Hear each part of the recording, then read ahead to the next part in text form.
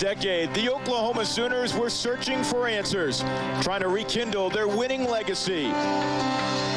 Enter Bob Stoops. He's brought back the luster to a program once nurtured by legendary head coaches Bud Wilkinson, Chuck Fairbanks, and Barry Switzer.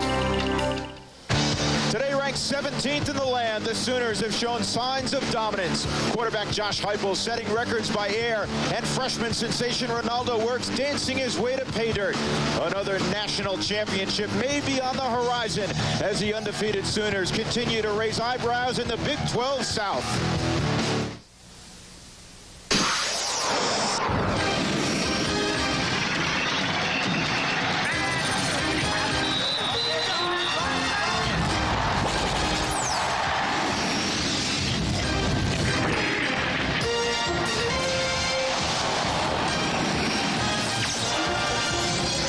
Dr. Pepper and your local Dr. Pepper bottler present Big 12 football today from Memorial Stadium at Owen Field in Norman, Oklahoma. It's the 17th ranked Sooners taking on the Rice Owls out of the Western Athletic Conference.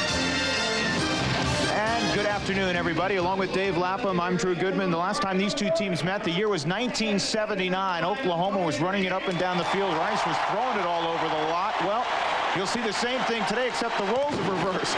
And the reason Oklahoma's throwing the football so well, Josh Heupel, and he's so great because of the 3 Ps. His preparation during the week, his presence in the huddle, his poise at the line of scrimmage, and in the pocket. Savage, this guy can beat you at man-to-man with his quick feet. He also has instincts to find the soft spot in the zones. Very talented receiver. Now, Rice, they're going to run the option. They're the team running the football. They're going to try to stretch Oklahoma's defense horizontally, but Evans has not seen the kind of speed that he's going to see out of Oklahoma. He's going to have to be smart.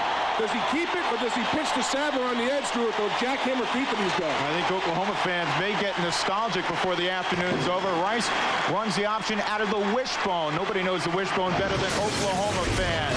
Well, this guy could be busy today. The leading tackler for Rice, Travis Ortega. It's Andre Wolfick, a two-way go for the Sooners. Come on back to Norman with us.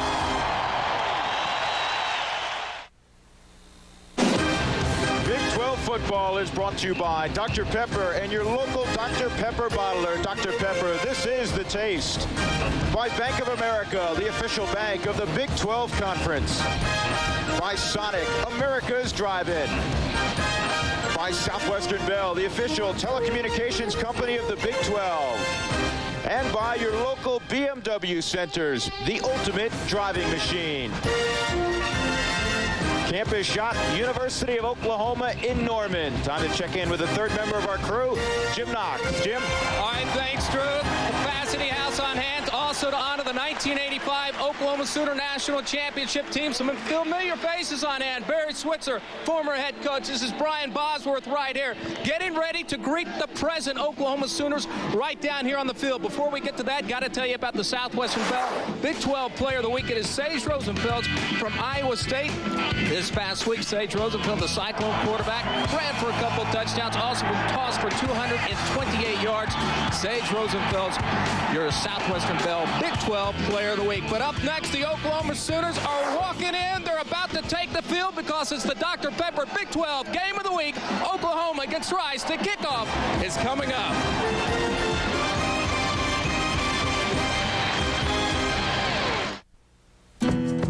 Bank of America and the Big 12 Conference have teamed up to recognize 36 student-athletes with the Bank of America Community Champion Award, which embodies the ideals of compassion, volunteerism, and commitment. This week's winner is Moran Norris of Kansas football. Bank of America is proud to donate $1,000 to the University of Kansas General Scholarship Fund. 11th consecutive sellout at Owen Field in Norman, Oklahoma. The 17th ranked Sooners 2-0. Rice comes in 1 up and 2 down. Drew Goodman, Dave Lapham upstairs. Jim Knox on the field.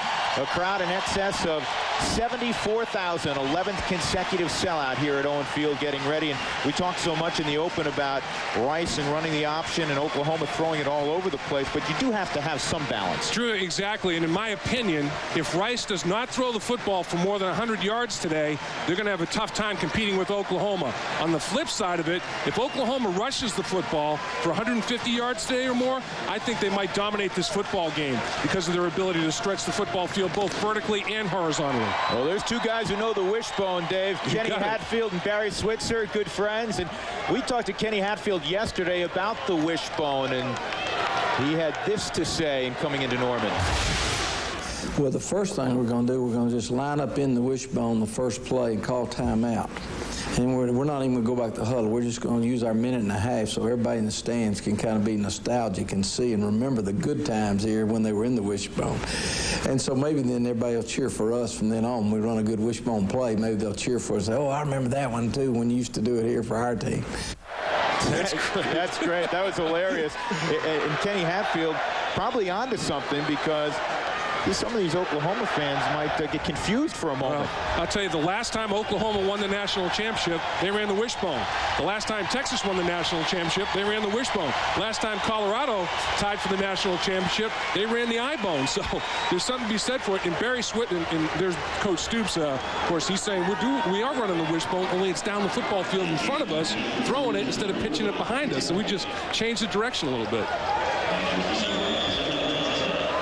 Tim Duncan will kick off for Oklahoma.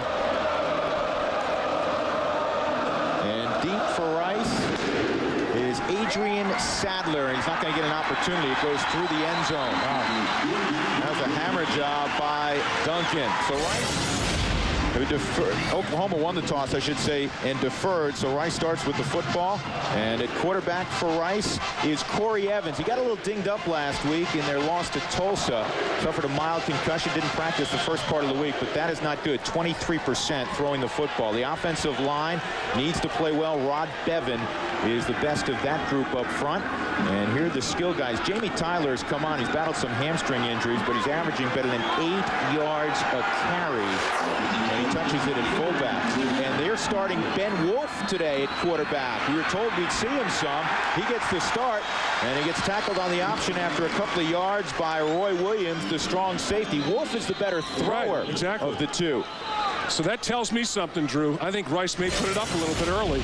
Could be. Defensively for Oklahoma, here's how they'll line up. Corey Callens making his 33rd career start at defensive end. The linebackers are very good. Stephen is steady. Marshall a star in the middle, and Rocky Kalmus very instinctive, the other linebacker. Two good safeties in J.T. Thatcher and Roy Williams. And down on the field right now is J.T. Thatcher. And what a blow that would be, because not only great in the secondary, but an unbelievable punt returner. He set a school record with 160 punt return yards in their last battle against Arkansas State. He's hobbling a little bit, but he's up and jogging off the field. So hopefully, hopefully Thatcher's fine. It's like he keeps grabbing his back, his lower back or in his hip area. So he took a shot in that vicinity, I guess. Looks like he's shaking it off. Wolf getting the start, 6 foot, 195 pounds, a senior from Center, Texas. Boy, Rice kept that a secret, didn't they? Whew. No, they didn't let us know. No, they didn't. They give it to the fullback, and Tyler will get 2 or 3 more. Holding on inside Ryan Fisher. And, of course, that's the first area that Rice wants to try to generate some yards, is right up the gut with the fullback in the option. If the fullback can crease the defense, then Oklahoma has got some problems. So Oklahoma, first and foremost, wants to shut down the straight line fullback and then make Rice take it to the edges. The defensive tackles are the key there, shrinking it. They break the bone. 3 receivers to the near side on 3rd and 4. Wolf looking backside. Pressure coming, and he's going to be dropped. Derek Strait came off the edge. He's a cornerback and sacks Wolf, though he had nowhere to go with the football. And you can already see Oklahoma's defensive speed is a concern for Rice. I mean, Wolf, I think he might have realized somebody might have been coming from the backside, but not as quickly as Strait was coming. Strait had that straight line to the quarterback. I mean, he was unimpeded. He just lit him up. Well, good news for Oklahoma. J.T. Thatcher, who you mentioned went the distance last week on a punt return, is back at his own 43. He had a great week against Arkansas State. 160 yards in returns, an all-time Oklahoma record. Travis Hale's the punter.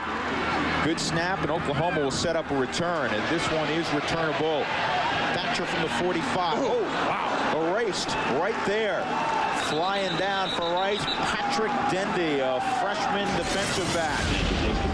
Here's the Southwestern Bell starters for Oklahoma. Josh Heupel, the record-setting quarterback, 21 school or Big 12 records already. He's played just over a season. Oklahoma's offensive line, 3 new starters. Bubba Burcham is off to a nice start at center. And the guys will handle the football primarily. Quentin Griffin, diminutive, but he's fun to watch. And Trent Smith, a very good tight end. No huddle right from the sideline to the line of scrimmage. Rice brings 5. Heupel throwing. And it is complete immediately. A pickup of 6 or 7 yards. Antoine Savage tackled by Rashard Pittman. And here's Rice defensively. They've been pretty good against the run thus far through 3 football games. They like this group quite a bit. Larry Brown is active, so is B.J. Ferguson. Jake Jackson has a couple of sacks. And at the linebacker level, Joe Bob Thompson in the middle. There's Ortega. We'll check the secondary in a moment for you. 2nd down and 5. Quick tempo.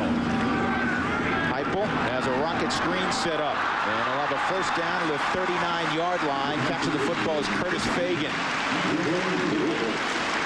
The key on this particular play, Josh Norman, wide receiver, tremendous block as he came from the outside in. You'll see, watch Josh Norman coming in out of screen here. Here he comes, Norman right there.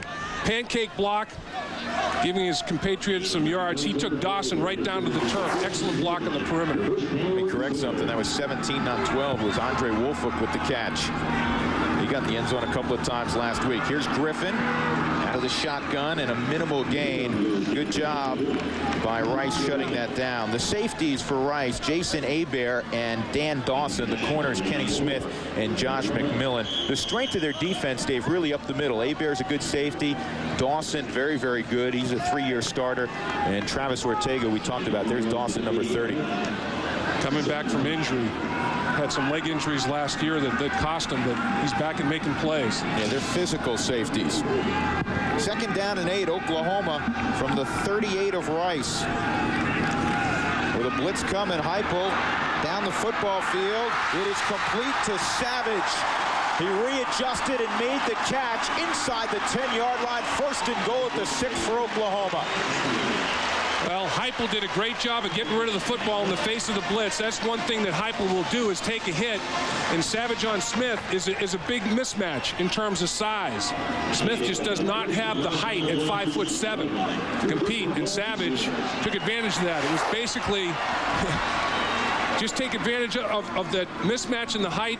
Heupel gets the ball airborne. A subtle little push-off by Savage, and Smith could not readjust himself. Nice throw, nice catch of the football, like a long fade. You don't see many teams on 1st and goal at the 6 operate out of the shotgun, but that's Oklahoma. Heupel to Trent Smith, and he is dropped immediately at about the 2.5 yard line, covered up by Travis Ortega. Heupel is so strong in the huddle and at the line of scrimmage, and it's because of his attention to detail and his preparation during the course of the week.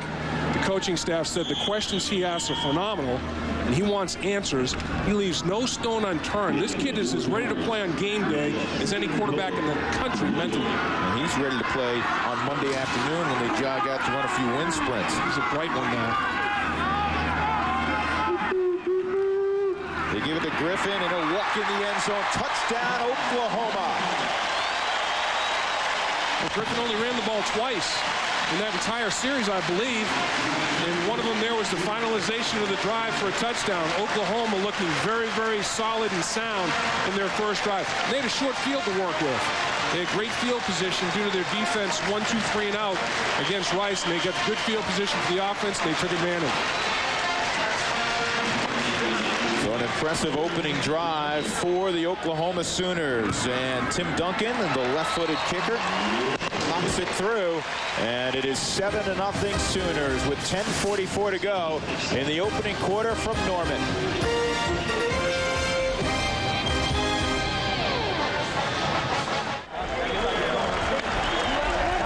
The Sooners, through 2 football games, have averaged 50 points an outing. Not bad, and they're on the board early, 7-0. In the first quarter, Quentin Griffin takes the honors as he plows it in from a couple of yards away. His first touchdown of the year, the sophomore from Nimitz High School in Houston. A Buick scoring drive, 6 plays, 54 yards. And last week against Arkansas State, Oklahoma worked on a short field all afternoon. And that's Rice does not want to give Oklahoma less than half a field to negotiate, and they almost did on Oklahoma's first offensive possession today. Adrian Sadler will retreat. I mean, this thing almost landed in the crowd again. And there's not much of a breeze at his back, so a strong leg. Well, here's what Rice wants to get done today. Their musts or keys in this afternoon's football game. Wolf obviously is going to have to perform very well for them, but they want to control the clock. They want to shorten the game and keep Oklahoma's explosive offense off the football field. No short fields. They don't want to give Oklahoma less than half a field to negotiate, and very little margin for error for Rice. Very little margin for error. They almost have to play the perfect game. No turnovers, no silly penalties, none of that. It remains Ben Wolf at quarterback, and on the corner, he gets the pitch, and White will get about 5 yards. Sean White, a sophomore from Freeport, Texas, tackled by Roger Steffen. Oklahoma on their first drive, they finalized nothing fancy, just double team at the nose guard position, lead block, and finish. Luttrell with a nice lead block on the linebacker. Center left guard come off the football well and control Rice at the line of scrimmage. Griffin well into the end zone before he's contacted.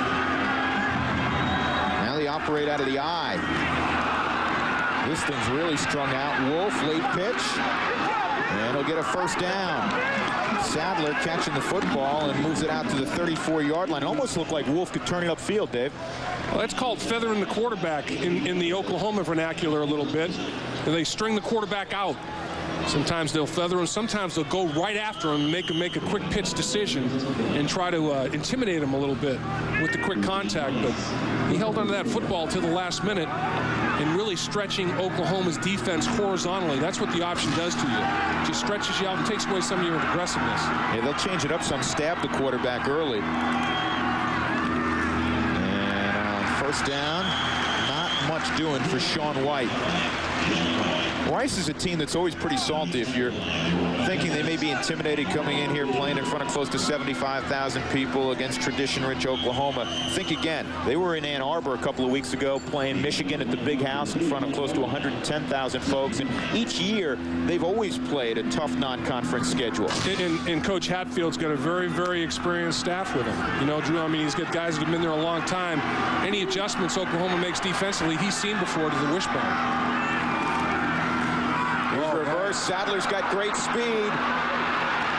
And he'll get it out to the 49-yard line. Tackled by Derek Strait, number 2. Rocky Kelmus also around the football. But they move the chains again for Rice. And they're keeping a little bit off balance on this drive, running the football. Well, watch. Here comes Sadler. He's in a little bit of it's misdirection. And what you're trying to do with this, the flow goes one way, Sadler comes the other. Use Oklahoma's speed and aggressiveness against them. Make them over-pursue, counteraction against them. Have Oklahoma flow and go against that flow. Executed very well. Sadler converted cornerback. He's got some wheels. Runs 4-3 in the 40. On first down, Tyler, oh man, did he take a lick after a couple of yard gain. Torrance Marshall was in there. Fisher around the football. Let's check in with Jim Knox. Jim? All right, thanks, Drew. Just got through talking to Alan Eckert, the Rice trainer. He said Corey Evans, clean bill of health to play this week. Right now, Wolf is just getting the start. Well, Evans had that concussion, Knoxy, last week, and we were wondering maybe if he's got some headaches, but I guess not. Thanks for clearing that up. His head's clear. I guess they just feel Wolf gives him a better run-pass option.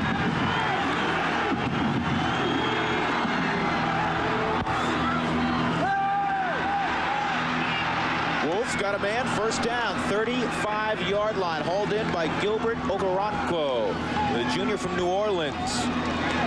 And that's why they like Wolf today, because in my opinion, Rice has got to throw the football for at least 100 yards today to stay in this game. They have to balance their running attack up a little bit. This is nothing but a little dig route, and executed well. It was a zone in the corner, let him go. No safety in the area. There's a little mix-up in the zone coverage. He's their leading receiver. He now has 5 catches in 3+ ball games. Gives you an idea how much Rice throws the football. Not much. Speaking of not much on that gain. Rocky Calmus and company stops Jamie Tyler at the line of scrimmage. It'll set up 2nd and 10 from the Oklahoma 35-yard line. Coach Hatfield giving Wolf some instructions there on the sideline, and he's got to like this drive for more than one reason. He's picking up yards, but in so doing, he's melting clock. And that's something that Rice wants to do today, big time. Shorten the game. We've already seen the explosive nature of the Oklahoma offense. The best defense is to keep that offense on the sideline by your offense controlling the clock. The key, of course, is Rice has to score points. Wolf, it's strung out pretty good. He'll lunge ahead to about the 31-yard line. Again, Calmus and also Corey Heineke. Roy Williams also there, the strong safety. They call Roy Williams and Rocky Calmus the foundation of that defense. Roy Williams only a sophomore. Everywhere you look for the Sooners, a lot of freshmen and sophomores playing. And that's the KG veteran. He's only a sophomore, but he's the most experienced guy that they have in that secondary, and that's a big statement. You know, Oklahoma's always had athletes. In terms of guys, when they get off the bus, you look at them, you look at their body type, you say, hey, now these guys have some gift talent physically. Even during the lean years, Wolf on 3rd down. And he takes a blow. Michael Thompson, a 195-pound cornerback, throwing his weight around like a linebacker. It'll be 4th down. And this guy remembers sticks like that, the Boz. It's a mini Boz compared to the Boz that played at Oklahoma, but here's the life of a quarterback in option football. Oklahoma very, very disciplined, taking the pitch away, and Thompson says, you're going to hold the football, Wolf? I'm going to be a werewolf of sorts and put the big hit on you. And I'll tell you what, they're going to find out where Wolf is, and they're going to hit him regularly. So Wolf's in for a day of contact, I believe. You know, Dave, an interesting decision right now for Ken Hatfield. Derek Crabtree, his kicker, is very reliable inside about 40, 42 yards. Outside of that, much less so. 4 down territory, I think, Drew. 4 down territory. 4th and 3. They're going to talk about it. Timeout Rice. We're back to Norman in a moment.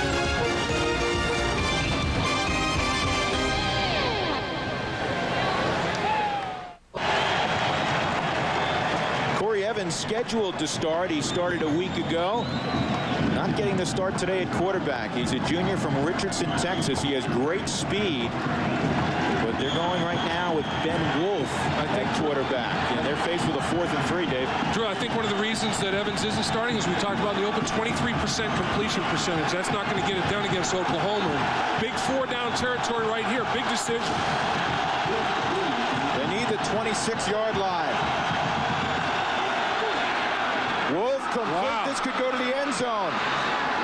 Touchdown, Matt Weber. I'll tell you, there was a gamble, and it blew up right in the face of Oklahoma. I mean, the secondary gambled big time. That's Michael Thompson. He rolled the dice, and it came up snake eyes. He wasn't close to making the play, and Weber took it to the house, and there's a penalty flag on the field. First catch of the year for the junior from Commerce, Texas. Little slant. Only get the first down. He walks into the end zone. They're an extra point from tying this football game. Too much celebrating after the touchdown. Rice overly exuberant. I hate that. I absolutely hate that rule. I think that rule should be taken away. Rice has decided underdog. They make a big play, score a touchdown. Nothing wrong with being happy about it. I mean, in my opinion, let's legislate something else by rule. But the gamble by Thompson was too much of a gamble. Yeah, I couldn't agree with you more. It is, after all, a game played by 18, 19, 20-year-olds. Game of great emotion. And I didn't see anything excessive there. And here comes another flag. Oh, had 12 men on the field. Illegal substitute. Rice was running a lineman off the field late. I'll tell you what, before long they're going to need Tom Dempsey to kick this thing. I tell you, they're going to be. You already talked about the lack of range. 12 guys in the huddle. The lineman running off the field late. Illegal participation is going to cost him 5 more. You mentioned the lack of range out of Crabtree. They're starting to get there. This is a 40-yard extra point. This is the outer perimeter of his range, so he's going to have to hit one of his better efforts to convert this extra point. And you know what? He's kicking into a breeze. And it's wide. You know what? It's not going to get there. Nope. It was wide and short. And it's 7-6 Oklahoma. So the penalties cost, in all probability, cost Rice a point.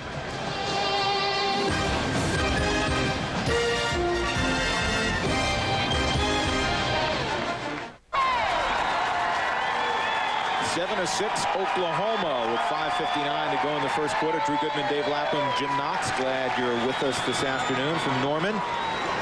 Scoring drive for Rice, 10 plays, 80 yards. Boy, any coach in the country will take that, and they eat up 4:39 on the clock. That's perfect. I mean, it's ball control, multiple play drive. Wolf finalizes. He had a nice drive. Savage and Mackey are back deep. Brandon Skeen will kick it off for the Owls. And it comes to one of the upbacks. To midfield is Brandon Babb, a linebacker. That might be the only time in his career he gets to touch the football. Well, here you see it's a quick decision by Wolf to get the football away. He gets it away accurately to Weber. The problem is that watch the gamble Thompson makes. I mean, bad angle and to leave his feet. That just was a poor decision. Didn't have the inside help that he thought he would have, and Weber took advantage on 4th down. And that's a big 4th down conversion. Never mind moving the chains, but when Thompson hit the turf, it was taken to the house by Weber. Dave, again, a short field for Oklahoma. Yep. And Heupel in the offense right to the line of scrimmage from midfield. Rice didn't want to give up this half a field like this. Heupel complete. Good throw to Curtis Fagan. And the sophomore hauls it in. They move the chains in advance of 17. Dan Dawson knocked him out of bounds. Here's our Bushnell players to watch. Travis Ortega and Andre Wolford.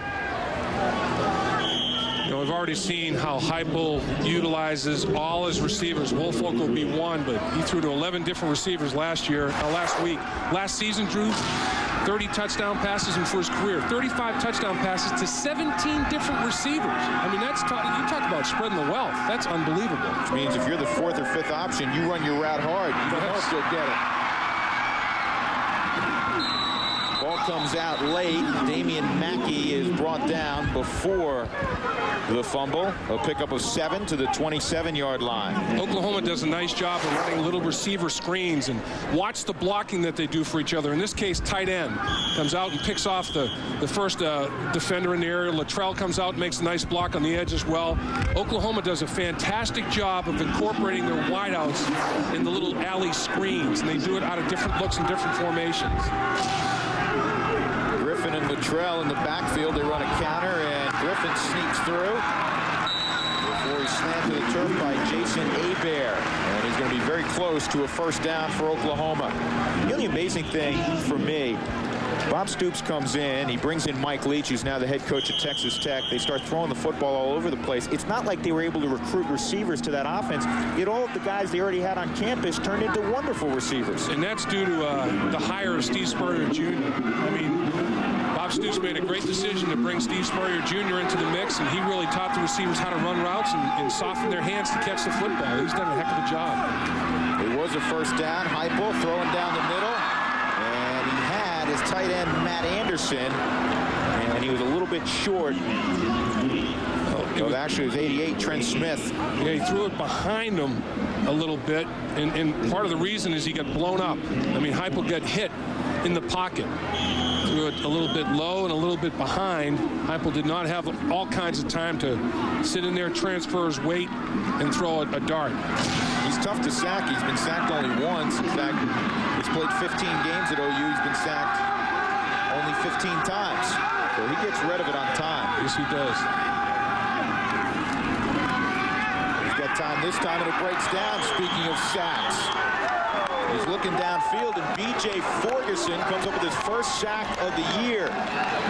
Yeah, Ferguson got a sack in the pressure before applied by Green. Green and Ferguson back-to-back pressures on Heupel, and this time you talk about a dogged determination. I mean, he split a double team, and Ferguson just got his pad level a little lower and kept working into the backfield, split the double team, and sacked the quarterback. That's a star on your forehead right there, big time. 3rd and 17 for Oklahoma. They need the 12-yard line. Rice brings 4. They drop in coverage. Man open inside the 5-yard line. Andre Wolford. How about that delivery? Boy, he's got such a feathery touch of the football.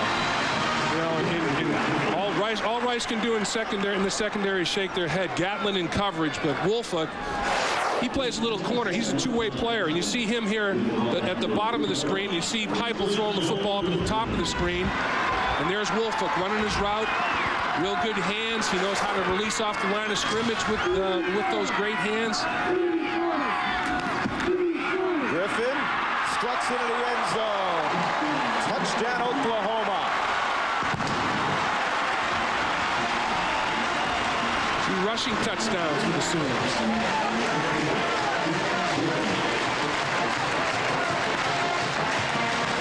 You know, Rice had Oklahoma right where they wanted to him. 3rd and 17. The coverage was real soft. And Griffin, as we take a look at him, Drew, 5'7". He hides behind those gargantuan offensive linemen. Duncan tacks on the extra point. The lead at 8, 14-6 with 3:35 to go in the first quarter. Few teams in the country can strike as quickly as the Sooners.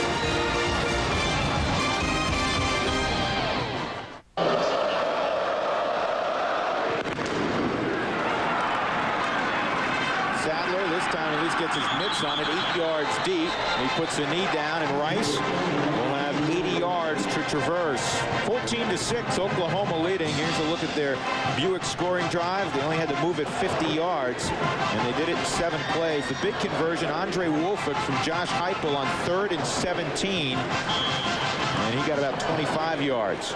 You know, the tempo of Oklahoma's offense, Drew, is unbelievable. They got 7 snaps off at the line of scrimmage in a little over 2 minutes. They were wasting very little time in the huddle and getting up to the line of scrimmage quickly, giving Rice very little recognition time defensively. Wolf wants to throw on 1st down. Over the line of scrimmage. Yeah, he was over the line of scrimmage. Great catch downfield by Brandon Manning with one hand. Coming back. And it's all going to come back because he had 1 foot over the 20-yard line, which was the line of scrimmage. And he launched it from about the 21 almost, and that's going to cost him. That's unfortunate, but it's field awareness. And Coach Hatfield's upset, but it was very, very definite. And Wolf has to realize where the line of scrimmage is. Remember, the line of scrimmage is the 20-yard line. Little play action.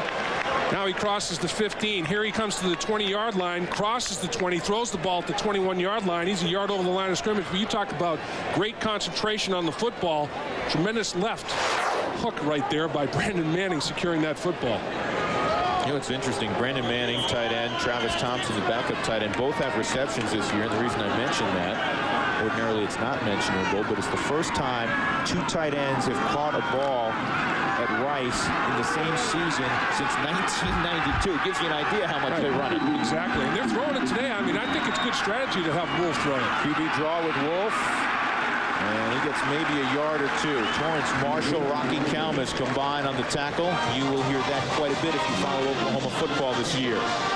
Oklahoma had 2 weeks to prepare for Rice's option, and that's what they focused on. And they became, they really melted their defense down. They gave responsibilities and said, take away some of the aggressiveness and play your keys and play your reads. And now Rice kind of bamboozles them a little bit by running different formations and throwing the football. I think it's great strategy by Rice, and it's an adjustment time for Oklahoma.